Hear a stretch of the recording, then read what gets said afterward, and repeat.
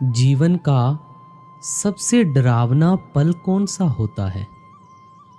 वो पल जब मृत्यु सामने खड़ी होती है, जब सांसें जवाब देने लगती हैं और आंखों के सामने पूरा जीवन घूमने लगता है। तब आता है वो वक़्त जहाँ कोई भी शक्ति साथ नहीं देती, ना धन साथ देता है, ना परिवार, ना शरीर। बस एक भयावह सन्नाटा और यमदूतों की परछाइयाँ। कानों में कड़कती आवाज़ गूंजती है, चल अब तेरा हिसाब हो गया। यमदूत आगे बढ़ते हैं, कानों को पकड़ते हैं, खींचकर ले जाना चाहते हैं उस अंधेरे लोक की ओर जहां सिर्फ कर्मों का लेखा जोखा होता है।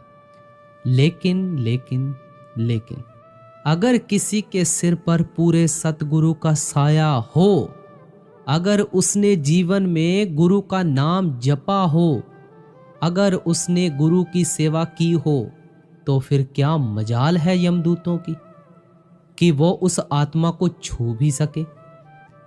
गुरु न केवल जीवन में साथ देते हैं, बल्कि मृत्यु के उस अंतिम पल में ढाल बनकर खड़े हो जाते हैं। यमदूत उनके सामने थर थर कांपते हैं और उस आत्मा को आदर पूर्वक छोड़ देते हैं, क्योंकि उस आत्मा ने सिर झुकाया था एक पूरे सतगुरु के आगे, जिसने उसे अमरता का मार्ग दिखाया था, जिसने उसे सिखाया था कि भाई जीते जी मरो। अगर गुरु साथ हो तो मृत्यु भी केवल एक द्वार बन जाती है परम ज्योति की ओर जाने का। तो सोचो, तो मृत्यु भी केवल एक द्वार बन जाती है परम ज्योति की ओर जाने का। तो सोचो, क्या हमने उस गुरु को पाया है? क्या हमारा अंत वैसा होगा जैसा आम लोगों का होता है, या वैसा जैसा एक गुरु वाले का होता है? याद रखो, जब सारा संसार साथ छोड़ देगा ना, तब केवल एक ही साथ देगा, पूरा सतगुरु। और वही तय करेगा कि आत्मा कहाँ जाएगी, अंधकार में या प्रकाश में। गुरु प्यारे साथ संगत जियो, राधास स्वामी जी, आज का सत्संग इसी विषय के ऊपर आधारित है। आप जी से विनम्र पूर्वक बेनती करूंगा कि सत्संग को पूरा सुनकर जाएं। आओ शुरू करते हैं। आज का सत्संग श्री गुरु अर्जन देव जी महाराज की वाणी में से लिया जा रहा है और गुरु साहब फरमा रहे हैं कि जो भी कोई पूरे गुरु भाव कामिल मुर्शद की संगत में गया, जब उसने उसका पूर्ण रूप देखा, नूरी स्वरूप देखा, तो वो खुद परमात्मा बन गया। उसे किसी भी धर्म जात पात से कुछ भी नहीं लेना देना। बड़ा ही विचार जोग और रूहानियत से भरा सत्संग आज हम श्रवण करने जा रहे हैं। बिसर गई सब तात पराई, जब ते साध संगत मोहे पाई। श्री गुरु अर्जन देव जी महाराज फरमाते हैं कि जब हम पूरे गुरु अर्थात कामिल महात्मा की संगत में आए, हमें दुनिया के सभी ख्याल भूल गए। वह ख्याल इतना प्यारा और आकर्षक था कि बाकी सब ख्याल भूल गए। अब बात यह है कि वह ख्याल कैसा था,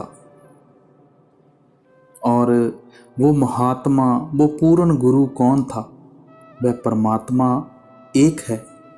एक से भाव गिनती से नहीं, उस पूर्ण अद्वैत से है। एक द्वारा संत महात्मा पहला भाव यह प्रकट करना चाहते हैं कि जो कुछ है सब परमात्मा ही परमात्मा है और कुछ नहीं।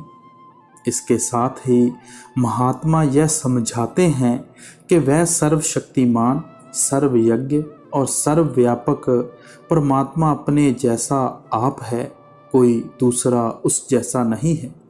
सूफी संतों ने उसे वाहिद हु ला शरीक कहा है, यानी उसका कोई सानी या शरीक नहीं, उसके बगैर कोई दूसरा है ही नहीं जिससे उसकी तुलना की जा सके। संतों महात्माओं ने अंतर में उस परमात्मा के दर्शन करके उसके अनेक गुणों का वर्णन किया है। महात्मा उसको अलख, अगम, अनंत, अकह और अथाह कहकर उसका गुणगान करते हैं। ऋषियों मुनियों ने प्रभु को सत्य, चित्त और आनंद कहा है। ऋषि मुनि समझते हैं कि वह प्रभु अमर और अविनाशी है, वह चेतना का महासागर है, वह आनंद रूप है, वह सदा एक रस, एक रंग और एक रूप रहता है, वह जन्म मरण के बंधनों से ऊपर है। गुरु नानक साहब ने प्रभु को सत्य सहाणु सदा मन चाओ कहा है। वह प्रभु सत्य है, वह सुंदर से सुंदर और आनंद रूप है। जो कुछ उस प्रभु ने बनाया है वह सब देश और काल की सीमा में है। उसके द्वारा सृजित सब चीज़ें परिवर्तनशील और नाशवान हैं। प्रभु द्वारा सृजित अधूरे और नाशवान संसार के सुख भी अधूरे और नाशवान हैं। जीव को जब भी अमर, अविनाशी और पूर्ण सुख मिलेगा, उस पूर्ण और अविनाशी प्रभु के मिलाप द्वारा ही मिलेगा। पूर्ण संतों ने परमात्मा को कर्ता पुरुष कहा है।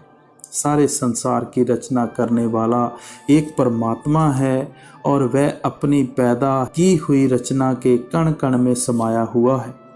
हिंदुओं, मुसलमानों, सिखों, ईसाइयों के अंदर ही नहीं, कीड़ों, मकोड़ों और पशु पक्षियों में भी उस एक प्रभु का नूर समाया हुआ है। कुरान शरीफ के पहले पृष्ठ पर उस कर्ता को रब्बुल आलमीन कहा गया है, यानी वह खुदा सारे खंडों ब्रह्मांडों का कर्ता और मालिक है। उसे किसी खास स्थान, किसी खास कौम, मजहब और मुल्क तक सीमित नहीं किया जा सकता।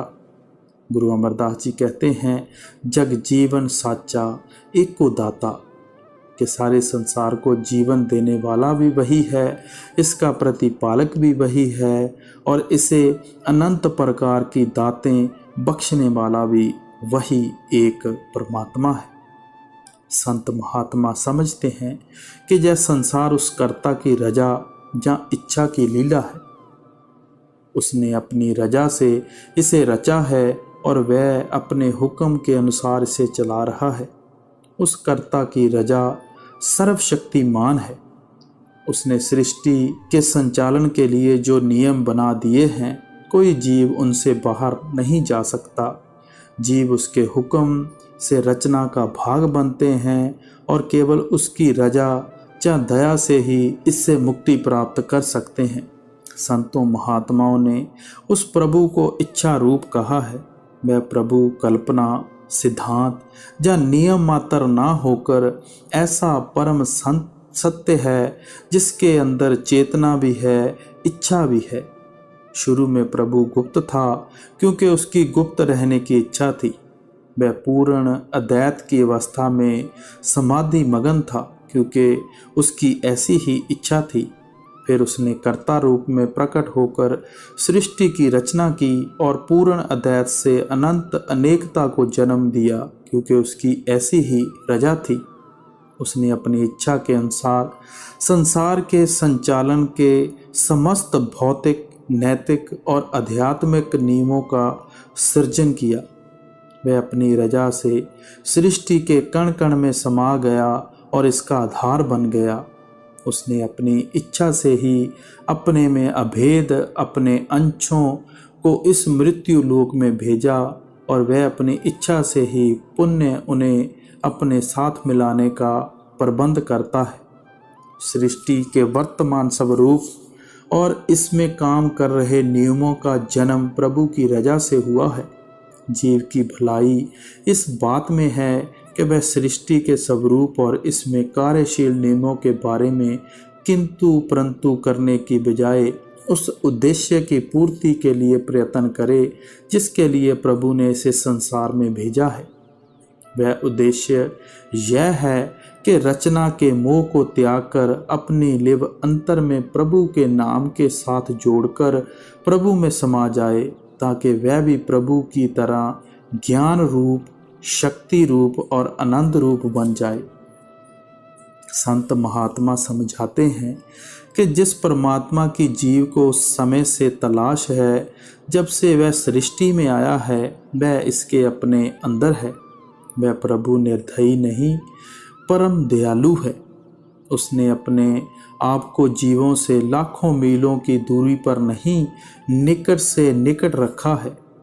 उसने मजहब, मुल्क, कौम, जात, बल, बुद्धि, विद्या, धन, पदवी, औरत, मर्द, बच्चे, बूढ़े आदि किसी प्रकार के अंतर के बिना अपना प्रकाश समान रूप से सबके अंदर रखा हुआ है। वह प्रभु हर व्यक्ति से समान दूरी और समान निकटता पर है। उसने अपना प्रकाश केवल संतों, महात्माओं और नेक इंसानों के अंदर ही नहीं, घोर पापियों और अपराधियों के अंदर भी रखा है। उसने सबके अंदर अपने आप को उसमें लीन करने और उसका स्वरूप हो जाने की शक्ति रखी है। वह जीवात्मा का पिता है। वह अनंत काल से इस इंतज़ार में है कि कब जीव अपूर्ण और नाशवान संसार से ध्यान हटाकर मेरी ओर करे, ताकि मैं इसे अपने साथ मिलाकर अपना रूप बना लूं। अंतर में विराजमान उस प्रभु के मिलाप का साधन भी हर जीव के अंदर ही है। वह साधन उसका सच्चा शब्द या नाम है। हर जीव किसी पूर्ण महात्मा की समझाई हुई युक्ति के अनुसार अपनी सुरत को अंदर शब्द या नाम से जोड़कर सहज ही परमात्मा से मिलाप कर सकता है। परमात्मा से मिलाप करने के लिए बाहरमुखी कर्म कांड, हठ कर्म आदि की नहीं, उस अपने ध्यान को अंतर्मुख करके शब्द या नाम के साथ जोड़ने की जरूरत है। संत सतगुरु की सहायता और नाम की कमाई द्वारा अंतर में प्रभु प्रेम को पुण्य जागृत और प्रफुल्लित करने से आत्मा के अंदर प्रभु की तरफ जबरदस्त आकर्षण पैदा हो जाता है और यह सहज रूप में प्रभु से मिलाप के काबिल बन जाती है। संसार के अनेक लोग प्रश्न करते हैं कि हमें प्रभु से मिलने की क्या आवश्यकता है, तो गुरु अमरदास जी की वाणी है, ऐ मन मेरिया तू सदा रहो हर नाले, हर नाल रहे तू मन मेरे, दुख सब विसारना, अंगीकार ओहो करे तेरा, कारज सब सवारना, सबना गला समरथ स्वामी, सो क्यों मनो विसारे, कहे नानक मन मेरे, सदा रहो हर नाले। अब वाणी क्या कह रही है?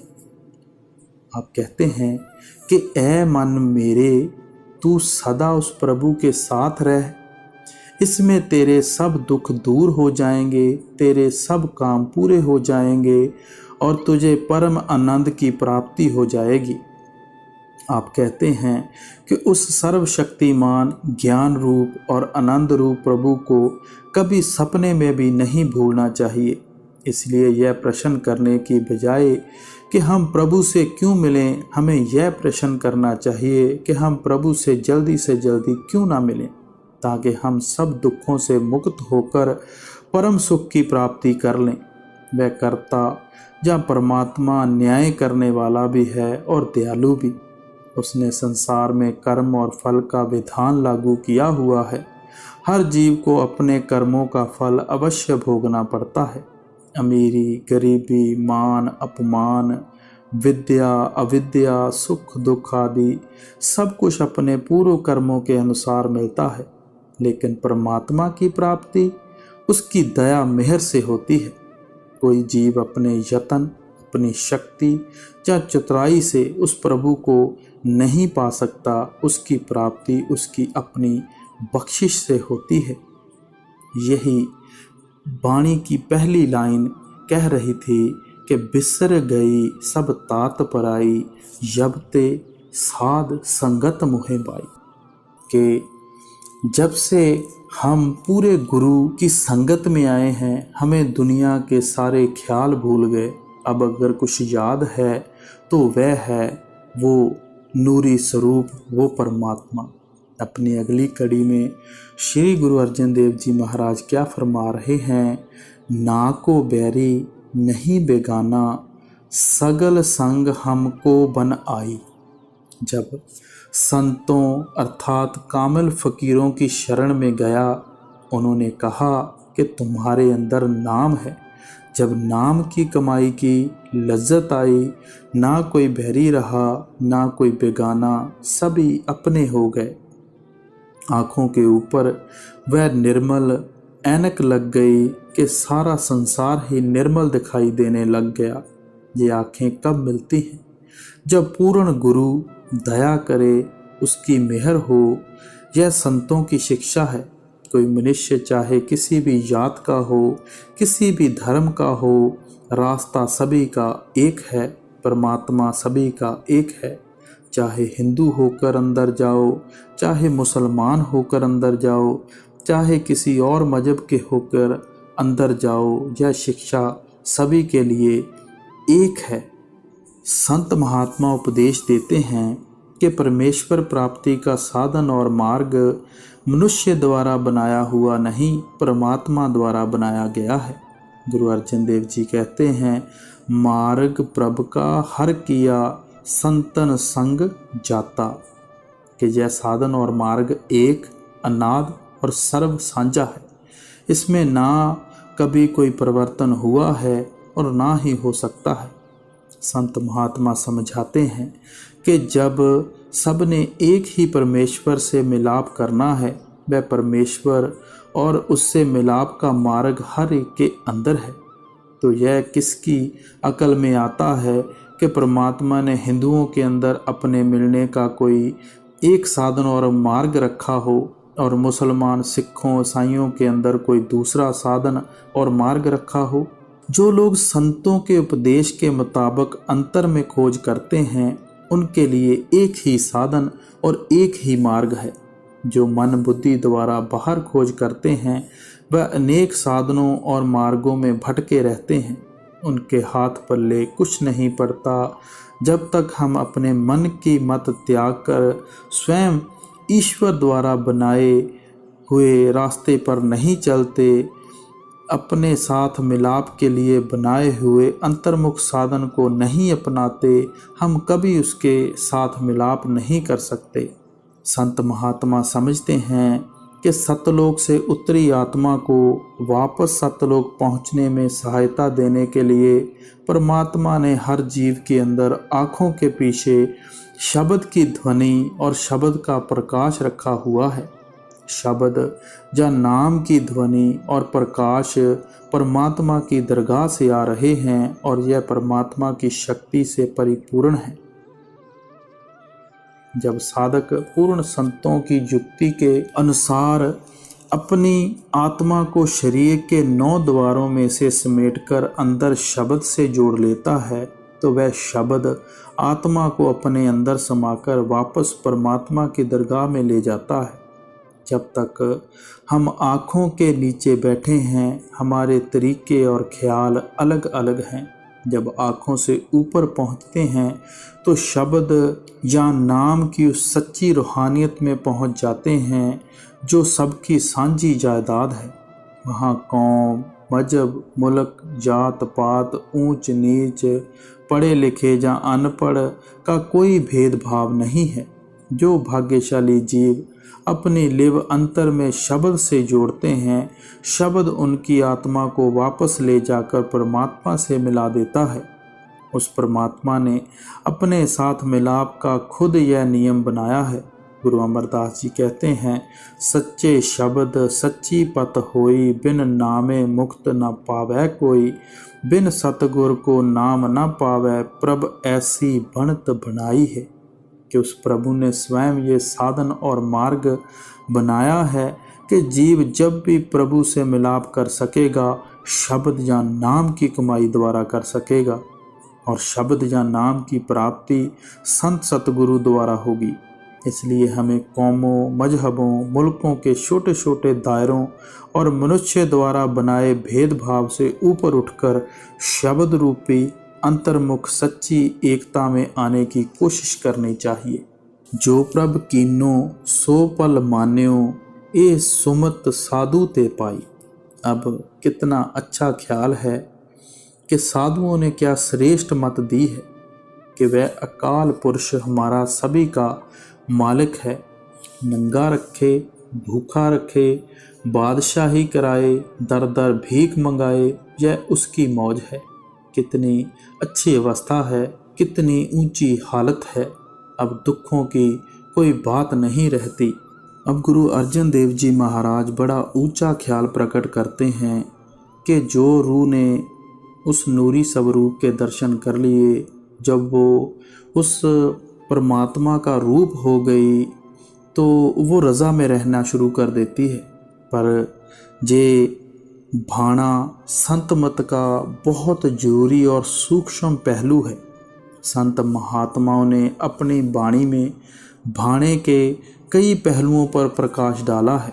संत महात्मा समझते हैं कि वह प्रभु कोई संकल्प, सिद्धांत, कल्पना या नियम ना होकर एक वास्तविक सत्ता, हस्ती या वजूद है। वह हस्ती या सत्ता चेतन, ज्ञान रूप और इच्छा रूप है। यह संसार प्रभु की इच्छा, रजा, भाणे या मर्जी का खेल है। जगत की उत्पत्ति का कारण भी प्रभु की इच्छा है और इसका संचालन भी इसकी इच्छा के मुताबिक हो रहा है। उस प्रभु ने अपनी इच्छा के मुताबिक जगत के संचालन के लिए भौतिक, नैतिक और आध्यात्मिक नियमों का निर्माण किया है। प्रभु की इच्छा, रजा या भाणे से ही जीव सतलोक से इस मृत्यु लोक में उतरते हैं और उसके भाणे, रजा या मर्जी से ही वापस जाकर उसमें समा सकते हैं। रजा का दूसरा अर्थ यह भी है कि प्रभु ने जीव को एक विशेष उद्देश्य की पूर्ति के लिए संसार में भेजा है और वह उद्देश्य जगत के बंधन तोड़कर दोबारा प्रभु से मिलाप करना है। इस उद्देश्य की पूर्ति करना प्रभु के भाणे या रजा को स्वीकार करना है और उस उद्देश्य को भुलाकर दुनिया के व्यर्थ के धंधों में खोए रहना, अपनी इच्छा, मर्जी या भाणे के अनुसार चलना है। भाणे या रजा का तीसरा पहलू यह है कि प्रभु ने संसार के संचालन में कर्म और फल का नियम लागू किया है। इंसान को जो भी सुख दुख प्राप्त होते हैं पूर्व में किए गए अपने कर्मों के अनुसार होते हैं। सुख दुख अपने कर्मों का फल है, किंतु कर्म और फल का विधान उस प्रभु की रजा, भाणे या मौज के अनुसार चल रहा है। इसलिए दुख सुख, मान अपमान, लाभ हानि को प्रभु का भाणा मानकर खुशी खुशी स्वीकार कर लेना चाहिए। गुरु अर्जन देव जी कहते हैं, जो प्रभ कीनो सो भल मान्यो, ए सुमत साधु ते पाई। कि प्रभु द्वारा किए हुए कार्यों को बिना मन के दखल के खुशी खुशी स्वीकार कर लेना भाणे या रजा में आना है। भाणे का असल अर्थ ही उन बातों को खुशी खुशी स्वीकार करना है जो मन की मर्जी के अनुकूल ना हो।